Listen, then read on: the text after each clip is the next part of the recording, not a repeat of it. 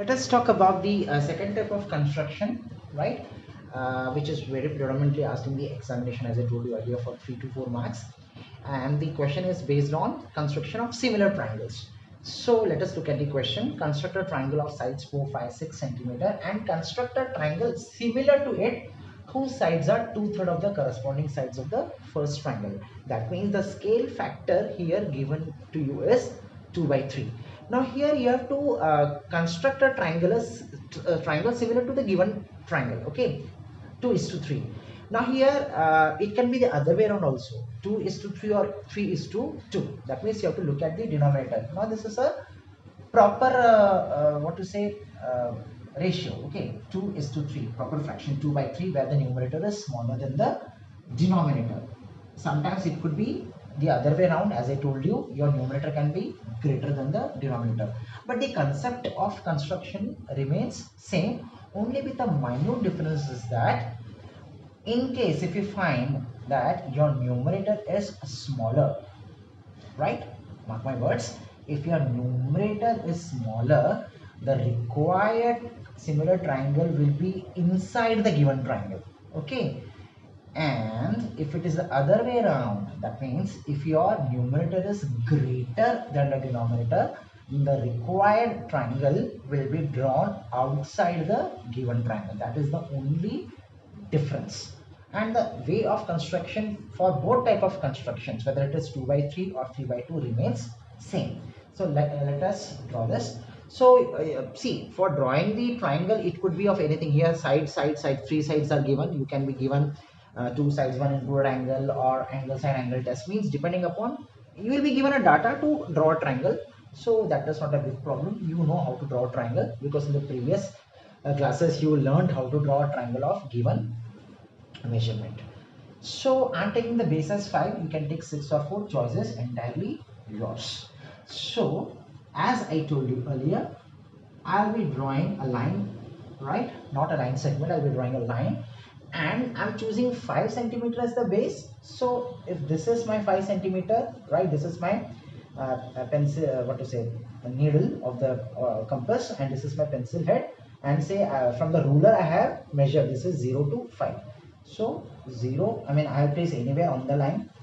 I'll put an arc and then reverse it like this. From here I will reverse. So this is my 5 centimeter.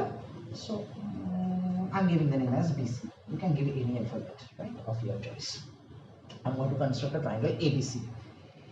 Now this is 5 centimeter which I've taken, right? Now you complete a triangle. Remaining is 4 and 6. So I'll be taking this as 4, right? Say this is my 4, and from C I'll be taking 6. So this much is 6. Say this is your 4 and that is your 6. So you can join it. I'm not drawing to the exact scale, but when you do it, it will come to the proper scale, because here I am not using any compass or ruler, right? So in order to explain you how this comes, I'm telling you. So this is your A, right? So A, B, C is my required triangle I have drawn. So this is 5, this is 4, and that is 6 centimeter. Right? Now I have to draw another triangle similar to triangle ABC, right, with the scale factor 2:3. Now here what you do, you draw an acute angle from B. So you can use your ruler, and from B you draw a line like this, right? So this is a ray, sort of. You can draw a 60-degree angle, or simply you place your ruler and join a line. That will do. Next, see, 2:3. That is what it is said. So what you do, look at the denominator always. Mark my words. Whenever the scale factor is given to you, always look at the denominator, what number you have. It is 3 over here. right? So that gives you an idea or indication how many equal arcs I need to cut on this ray. Never look at the numerator. You have to always look at the denominator, whether it's a proper or improper fraction. Either of the case, your attention should be, focus should be towards the denominator.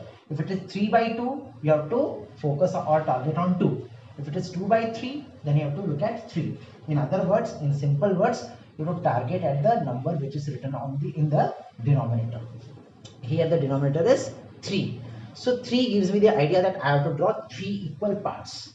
So you choose the radius of your choice and give 3 equal cuttings on this ray which you have drawn. So, and I can name it as B1, B2 and B3. Immediately you join B3 with this endpoint C with the ruler. Okay. Clear? So whether it is 2 by 3 or 3 by 2, always join the last segment, the cut with the end point of the side of the triangle. Here it is C. Now look at what we want. 2:3. So where is your second position? That is your B2.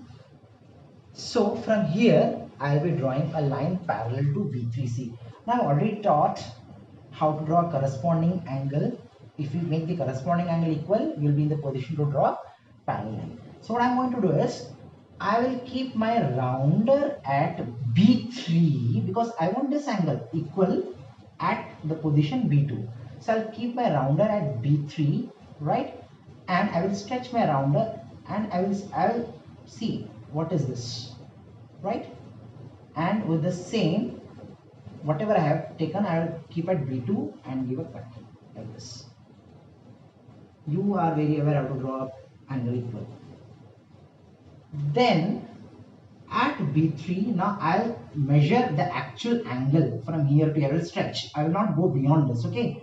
I'll measure what angle this is, right? From here to here, and with the same, where you have cut.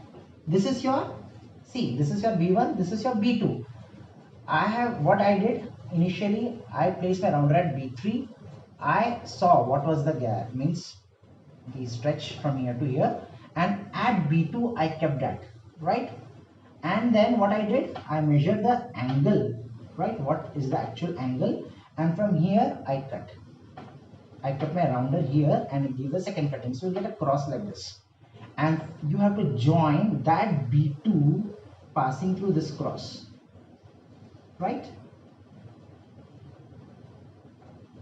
So you will observe that you have made this angle and that angle equal. Which angle I am talking about, children? This angle. This angle and this angle, you have made it equal. Corresponding angles are equal. Hence the two lines are parallel. Wherever it cuts, right, you can give the name as C dash. Right? Now from C dash, I'll be drawing a line parallel to AC.